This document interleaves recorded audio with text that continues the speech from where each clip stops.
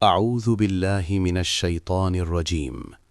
میں اللہ کی پناہ مانگتا ہوں شیطان مردود سے۔ بسم اللہ الرحمن الرحیم۔ اللہ کے نام سے جو نہایت رحم والا اور مہربان ہے۔ حضرت آدم علیہ السلام کا قصہ قرآن کی روشنی میں۔ ابتدا، اللہ کی تخلیق اور انسان کی فضیلت۔ بے شک اللہ تعالیٰ نے زمین و آسمان کو، سورج و چاند کو، بارش و ندیوں کو اور ہر جاندار کو اپنے کمال و حکمت سے پیدا کیا، لیکن ان سب میں سب سے ممتاز اور برگزیدہ مخلوق انسان تھا۔ اللہ تعالیٰ نے فرمایا، میں زمین میں ایک خلیفہ پیدا کرنے والا ہوں۔ سورۃ البقرہ 2:30۔ یہ فرمان اس بات کی دلیل ہے کہ انسان کو علم، شعور اور فہم کے وہ درجے عطا کیے گئے ہیں جو فرشتوں کو بھی حاصل نہیں۔ اسی سبب سے انسان کو زمین پر اللہ کا نائب یعنی خلیفہ مقرر کیا گیا۔ حضرت آدم علیہ السلام کی تخلیق اور علم۔ اللہ تعالیٰ نے حضرت آدم علیہ السلام کو مٹی سے پیدا کیا اور اس میں اپنی روح پھونکی۔ پھر اللہ نے فرشتوں سے فرمایا، اے فرشتو، آدم کے نام بتاؤ۔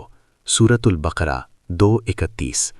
حضرت آدم علیہ السلام نے اللہ کی تعلیم سے ان تمام اشیاء کے نام سیکھ لیے اور اللہ نے ان کے علم کو فرشتوں پر فضیلت دینے کے لیے ظاہر کیا۔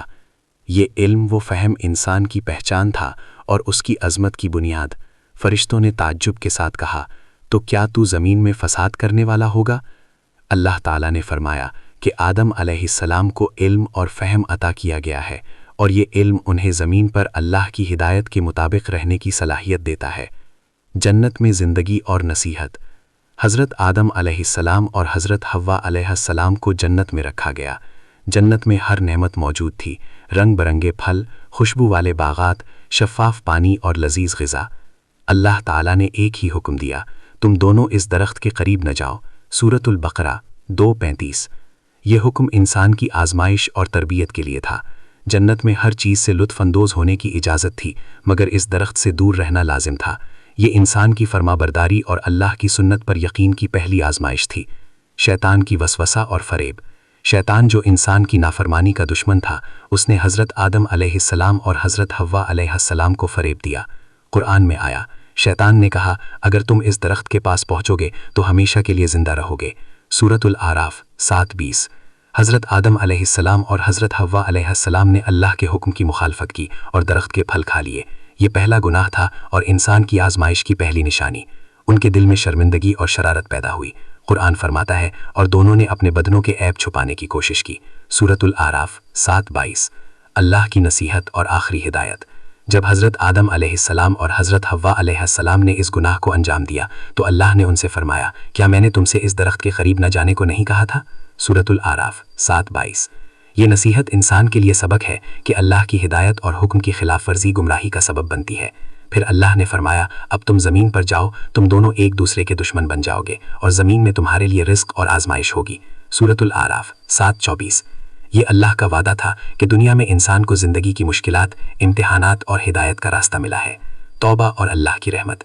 حضرت آدم علیہ السلام اور حضرت حوا علیہ السلام نے اللہ سے سچی توبہ کی۔ قرآن میں آیا، پھر اللہ نے ان کی توبہ قبول کی۔ سورۃ البقرہ 2:37۔ یہ سبق ہر انسان کے لیے ہے کہ گناہ کی صورت میں سچی توبہ اور اللہ کی طرف رجوع نجات اور رحمت کا ذریعہ ہے۔ اللہ کی رحمت ہمیشہ کھلی رہتی ہے اور جو بھی دیر سے واپس آئے اسے قبول فرما لیتا ہے۔ سبق اور نصیحت۔ اس واقعہ سے ہمیں یہ سبق ملتا ہے، اللہ کی ہدایت پر چلنا ایمان کی بنیاد ہے۔ شیطان کے فریب سے بچنا ہر مومن کی ذمہ داری ہے۔ غلطی کا اعتراف اور توبہ انسان کی فلاح کا راستہ ہے۔ دنیا ایک امتحان ہے اور ہر عمل کا حساب ہوگا۔ اللہ کی رحمت وسیع ہے اور ہر سچے دل کو قبولیت نصیب ہوگی۔ قرآنی پیغام۔ قرآن ہمیں واضح نصیحت دیتا ہے، جو اپنی راہ کو درست کرے گا اللہ اسے آسان راستہ دکھا دے گا۔ سورۃ الطلاق 6:62۔ حضرت آدم علیہ السلام کی کہانی انسان کی پہلی آزمائش ہے اور ہمیں صبر، توبہ، فرمانبرداری اور اللہ کی رحمت کا سبق دیتی ہے۔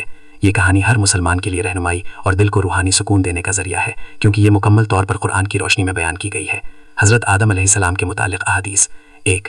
شیطان نے آدم علیہ السلام کو پہلی بار دیکھا۔ حضرت انس بن مالک رضی اللہ عنہ سے روایت ہے کہ رسول اللہ صلی اللہ علیہ وسلم نے فرمایا، جب اللہ نے آدم کو جنت میں صورت دی اور اسے ویسا ہی چھوڑ دیا جیسا چاہا، تو شیطان اس کے گرد گھومنے لگا تاکہ دیکھے یہ کیا ہے۔ جب اس نے آدم میں خلوت یعنی اندر خالی پن دیکھا تو جان لیا کہ یہ ایک ایسی مخلوق ہے جو اپنے اندر کنٹرول نہیں رکھ سکتی۔ حدیث صحیح مسلم 2611 لفظاً عن انس قال لما صور اللہ آدم فی الجنتی۔ یہ حدیث واضح کرتی ہے کہ شیطان نے آدم کی فطرت کو سمجھا اور انسان کی کمزوری جان لی جو بالآخر گناہ کا سبب بنی۔ 2 حضرت موسیٰ علیہ السلام کا قصہ۔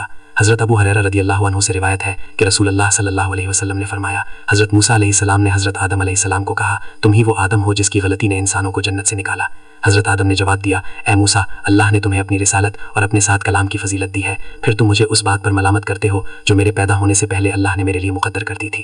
پھر رسول اللہ صلی اللہ علیہ وسلم نے فرمایا، حضرت آدم نے موسیٰ پر غالب آ گئے۔ حدیث صحیح بخاری 3409 لفظاً فقال موسیٰ وقال آدم۔ یہ حدیث تقدیر، انسان کی ذمہ داری اور اس کے اثرات پر روشنی ڈالتی ہے کہ ہر انسان کے اعمال پہلے سے اللہ کے علم میں ہے۔ 3 حضرت آدم علیہ السلام کا جسمانی وصف و قیامت کے دن کی شکل۔ رسول اللہ صلی اللہ علیہ وسلم نے فرمایا، جو لوگ جنت میں داخل ہوں گے ان کی صورت حضرت آدم کی مانند ہوگی، اور اللہ نے آدم کو 60 ذراعت حدوداً بہت لمبا بنایا تھا۔ حدیث صحیح بخاری آثار کی سند کے ساتھ۔ یہ حدیث انسان کی اصل قد و قامت کے بارے میں ہے اور آخرت میں جنتیوں کی صورت کا بیان کرتی ہے۔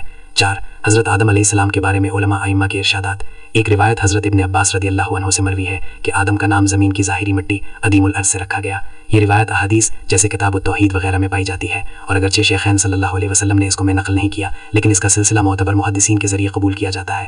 روایت مستدرک الحاکم 3436۔ یہ روایت نام و نسب کے بارے میں وضاحت دیتی ہے۔ ذہنی اہم باتیں جو حدیث سے معلوم ہوتی ہیں۔ حضرت آدم کی تخلیق کی حالت، شیطان کے رویے اور انسان کی فطرت کے بارے میں نور حدیث بھی قرآن کی روشنی میں روشنی ڈالتی ہے۔ حضرت آدم علیہ السلام کا مکالمہ حضرت موسیٰ علیہ السلام کے ساتھ حدیث صحیح بخاری میں ذکر ہے، جو تقدیر، جوانب علم اور انسان کی ذمہ داری پر بصیرت دیتا ہے۔ حضرت آدم کی قامت اور شکل و صورت کے بارے میں حدیث بخاری اور دیگر روایات میں بیان ہے۔